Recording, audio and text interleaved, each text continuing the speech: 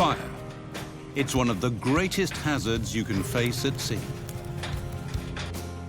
Even a very small fire, and they all start small, can quickly become a major disaster. It can threaten not just the vessel and its cargo, but also your life and the lives of your workmates.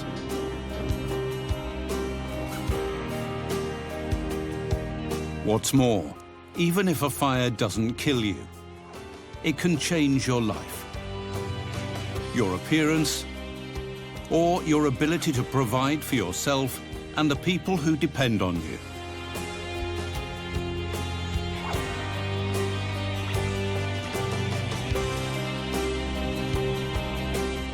It's vital to be proactive about fire safety, and that includes helping to foster a strong safety culture amongst everyone on board. So think fire every day you are on a ship. It's key to keeping yourself and your workmates safe.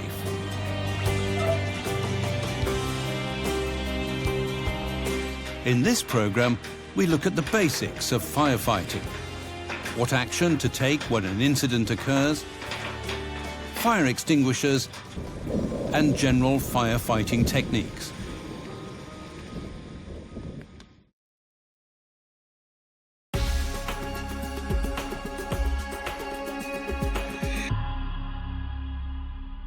The four main elements in a fire are fuel, heat, oxygen, and the chemical reaction between the flammable material and the oxygen. Successful firefighting means removing one or more of these elements as quickly as possible. Effectively, this puts out the fire. Removing fuel is fuel starvation. Removing heat is cooling. Removing oxygen is smothering. And the chemical reaction can be interrupted using certain types of powder and other extinguishers. The basic rules of firefighting are common to all ships. They can be remembered by the letters F, I, R, E. F stands for find it. Fire! Fire! I stands for isolate it, provided that this only takes a few seconds. R stands for report it, which can include triggering a fire alarm. Look, Captain, I discovered a smoke in the Mindy. And E stands for extinguish it, but only if it is small enough for one portable extinguisher. If that is not the case, then E stands for escape.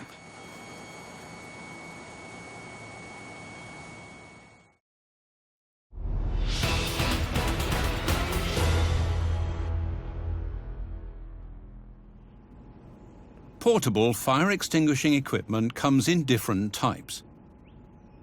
You must use the right equipment in the right situation. Not doing so could cost you your life. To help you, there is usually a sign on the wall, as well as a label on the extinguisher to say what type it is. The right type of extinguisher should be in the right place for the type of fire which is most likely to occur in a particular area. But always check that the extinguisher is appropriate to the fire. Later in this section of the program, we'll cover how to use firefighting equipment properly. But firstly, let's look at the different types you may encounter on board ship. Water extinguishers are suitable for dealing with fires involving carbonaceous material.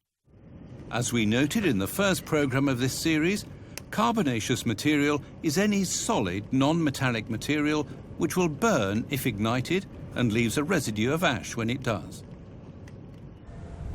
There are many examples of this on board most ships. The list includes wood, paper, rubber, some plastics, most bedding, and cloth like curtains, sheets, rags, and so on.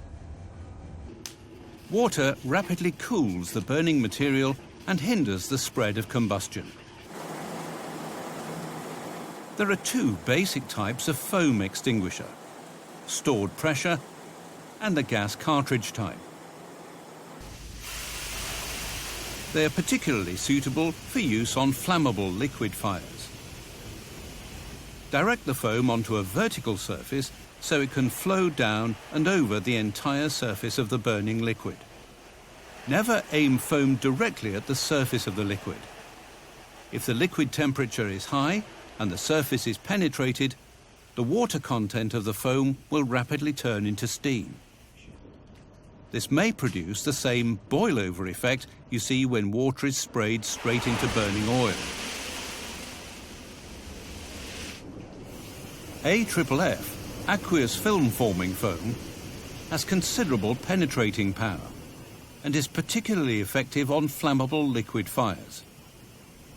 AFFF may be applied as a spray. Carbon dioxide extinguishers work by depriving the fire of oxygen. They can be stopped and restarted as required. The charge may last for about half a minute, depending on the size. Because CO2 extinguishers work by forcing oxygen, which we all need to breathe, out of the immediate atmosphere, in confined areas, it should only be used with extreme caution. This type of extinguisher is most often used on fires involving electrical equipment. CO2 has some effect on flammable liquid fires, but may not be effective on carbonaceous fires.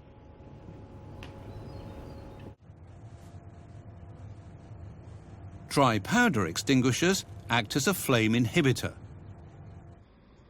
They suppress a fire by chemically interfering with the process of combustion. Dry powder extinguishers are usually used on liquid or gaseous fires. They may also be used for other types of fires, depending on the powder type. Fire blankets are very useful in situations where a fire needs to be smothered, particularly if it's in a container like a pan or waste bin. If there is a heat source, turn it off first, if it is safe to do so, before applying the blanket. Cover the container with the blanket, using the top edge rolled back to protect your hands as you do so. Leave the container to cool with the blanket still on it. With pan fires particularly, it may be several hours before it's safe to remove the blanket. A full list of fire extinguishing equipment and details of the kinds of fires on which each type can be used appears in the workbook which accompanies this video. As part of your familiarization and training when you join a ship, you should have learnt about the ship's fire alarms and signals, where the extinguishers in any area are located, and what type they are. If you discover a fire, you must know when it is reasonable to try to extinguish it on your own and when it is not safe to do so. Smoke. But first of all, whether you believe you can extinguish the fire or not, raise the alarm. The quickest way to do so may be to activate the nearest fire alarm. Don't use an extinguisher on a fire unless it's limited to the material that was originally ignited. It's contained in a wastebasket, for example, and it hasn't spread to other materials. And only use an extinguisher on a fire if the air is safe to breathe and there is not too much heat or smoke. As a useful general rule, if the room temperature has only slightly increased and visibility is good, with any smoke above head height, it may be safe to tackle the fire. Remember, 7 out of 10 fire-related deaths are caused not by flames, but by inhaling smoke and other fumes. So, never attempt to extinguish a fire if there is too much smoke present. Also, if there is a lot of smoke, remember that emergency escape breathing devices, or EEBDs, are just that. They should only be used to allow the wearer to escape from an area affected by fire or smoke. Never use an EEBD while attempting to rescue someone else from fire or smoke, or trying to extinguish a fire. You could be putting your own life and the lives of others at serious risk. As a general rule, if you believe it would be dangerous to tackle the fire without additional personal protective equipment, do not attempt to do so. If you do use an extinguisher, make sure it's the right kind and follow the maker's written instructions and your firefighting training. Follow the PASS principle. P stands for pull the pin. A stands for aim. For a water-based extinguisher, that will normally be low, at the base of the fire. But check the manufacturer's instructions. In other situations, for instance using a foam extinguisher to put out a flammable liquid fire, the instructions will be different. The first S stands for squeeze the handle, and the second S stands for sweep the nozzle from side to side. Stand away from the fire and move gradually nearer to it as the fire is extinguished. Make sure that you keep an exit at your back in case you need to withdraw safely. Never get into a situation where fire can come between you and your way out. You can find more information about this and other topics covered in this program in the workbook. Inspect fire extinguishers at recommended intervals and follow planned maintenance schedules. Some extinguishers may also need to be inverted at specified intervals to stop the contents becoming compacted. Update the appropriate records after inspection. Some extinguishers can be easily and safely recharged. Always recharge such extinguishers as soon as possible after they have been used. In the gas cartridge type, replace the carbon dioxide cartridge, but make sure any remaining CO2 charge has been completely released before dismantling it. When replacing both the cartridge and the head unit of the extinguisher, make sure that these are correctly threaded and properly tightened. If you don't, the extinguisher could fail, explosively. Later in the program, we'll look at more safety techniques for firefighting. But next, we're going to look at fighting fires with hoses.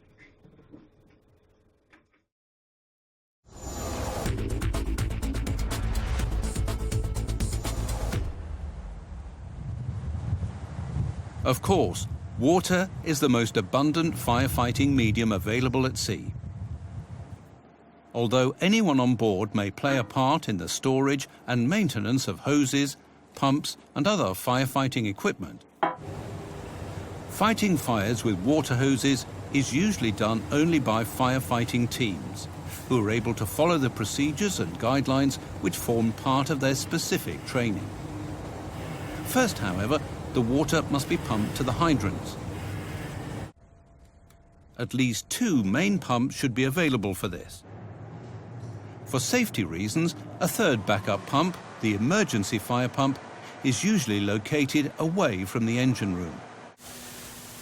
A ship's firefighting installation will be powerful enough to allow 2 jets to reach any part of the vessel that is normally accessible to the crew. Store hoses correctly rolled up. The 2 most common methods are on the bight, or Dutch roll, and the normal roll. Whichever one is used on your ship, it's important that all hoses are rolled up in a consistent manner. Drain hoses after use by walking along, holding them at shoulder level. Hoses are tough, but shock can damage them. Turn hydrants on and off gently to avoid sudden surges of pressure. The variable jet spray nozzle is the type most commonly used on ships. Before turning on the nozzle, point it down and away from the fire.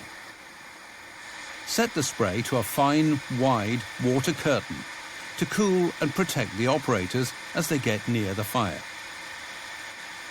Then turn the nozzle to concentrate the water into a spray with an arc of about 60 degrees. Some vessels are equipped with a nozzle with turbine-driven revolving teeth. This type of nozzle is very effective because it produces very fine droplets and is adjustable to whatever spray pattern is required. The finely divided drops of water reduce the heat of the fire to below the ignition temperature of the burning material.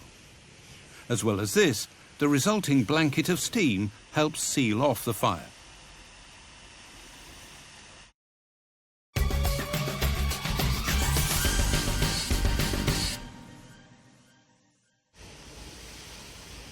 If possible, attack the blaze from the windward side, or from wherever there is the least smoke.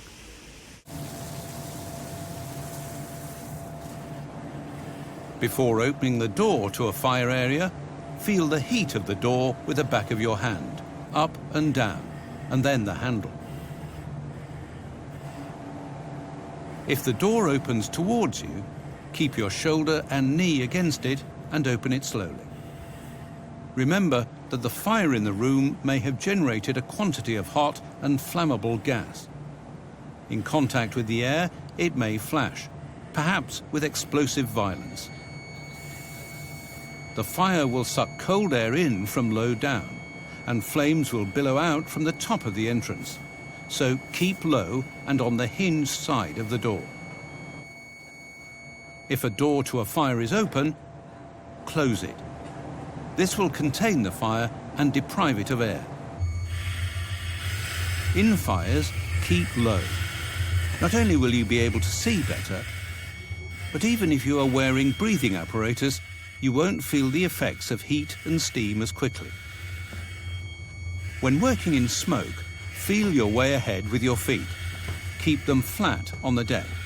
Shuffle, don't lift them up, as you would do when walking normally. Also, feel in front of you by moving your free arm up and down. If possible, always keep contact with your teammates and with a bulkhead or other point of reference to avoid becoming disorientated. Good practice is to keep contact with the bulkhead using the back of your hand. To search a larger space, keep contact with the bulkhead, hold hands with another member of the team, and stretch out feeling forwards with your feet. Turn the hose off from time to time to allow the steam to clear.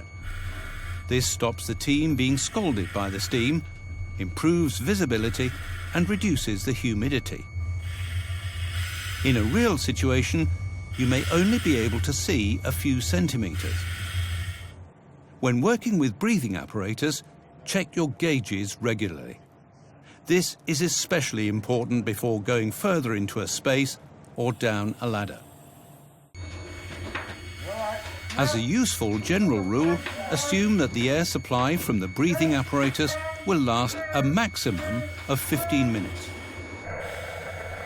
The person in charge of BA control should let you know before your air supply is too low.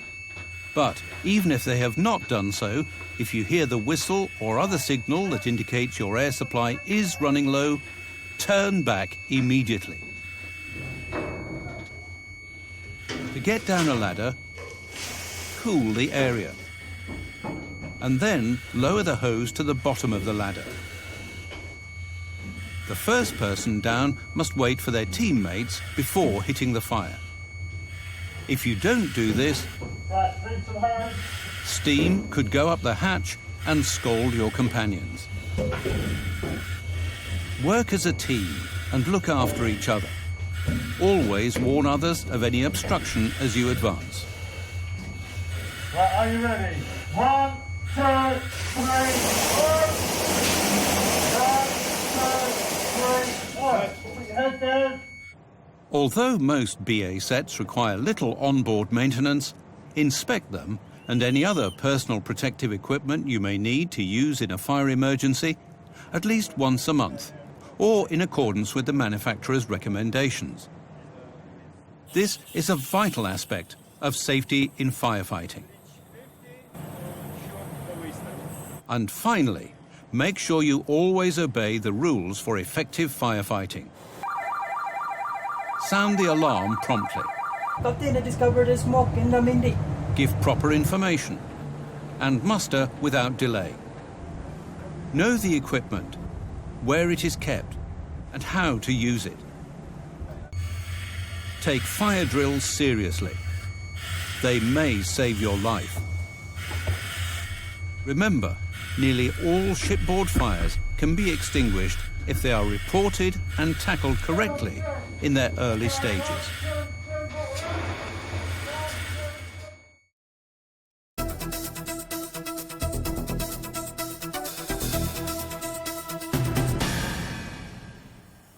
Fixed installations come in many types and sizes.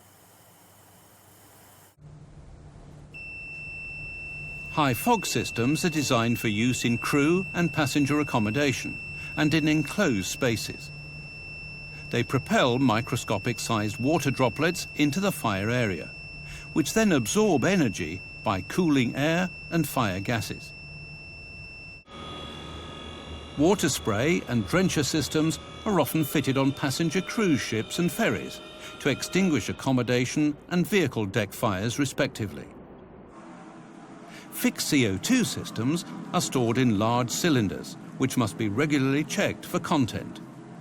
CO2 is used for fighting fires in engine rooms, cargo holds and other enclosed spaces. With foam fixed installations, pipes carry the foam from storage tanks to strategic points around the engine room, or direct to mobile applicators on the deck or in cargo areas. High expansion foam is sometimes used in engine rooms and other large enclosed spaces. Entering an area once it has been deployed could cause disorientation, which can be very dangerous. Dry powder fixed installations are widely used in LPG and LNG ships, as they are especially suitable for fires involving liquefied flammable gases.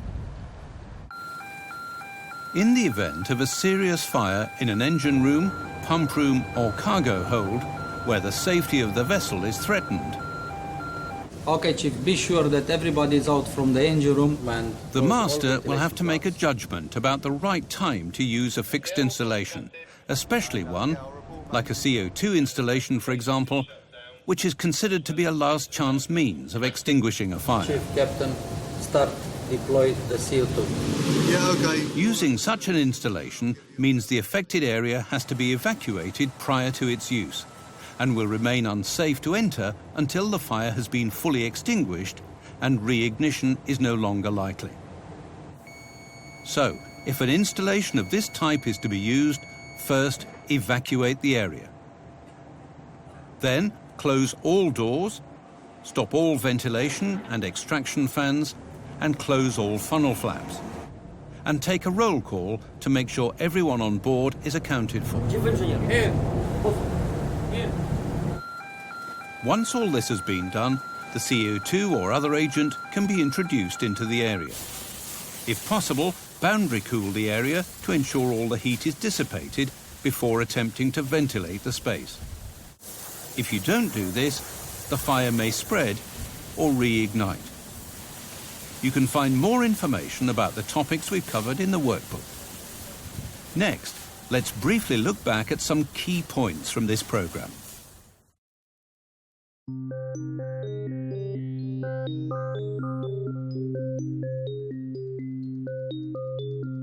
Successful firefighting means removing one of 4 elements from the situation.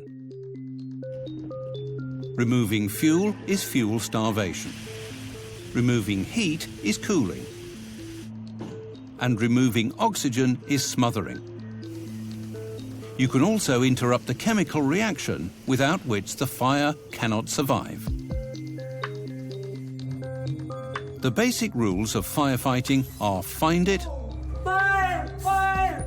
Fire! Fire! isolate it, Fire! report it, and extinguish it. if it is small enough for one portable extinguisher. Otherwise, escape. Only use a fire extinguisher on a fire in its first stages. Make sure you use the right kind of extinguisher, and don't use one if there is too much smoke. Stand away from the fire and move gradually nearer to it as it's extinguished. Keep an exit at your back in case you need to get out in a hurry. Store fire hoses correctly and drain them after use. Turn hydrants on and off gently to avoid hose damage. In fires, keep low. It will be easier to see and you won't feel the effects of heat, smoke and steam as quickly. In smoke, feel your way ahead with your feet. Feel in front of you with your free arm. And always keep contact with your teammates and with a bulkhead. Work as a team and look after each other. Always follow the rules for effective firefighting. Sound the alarm promptly. Captain, I discovered a smoke in the Mindy. Give proper information and muster without delay. Know your equipment and always take fire drills seriously. They could save your life. And finally, fixed installations come in many types and sizes.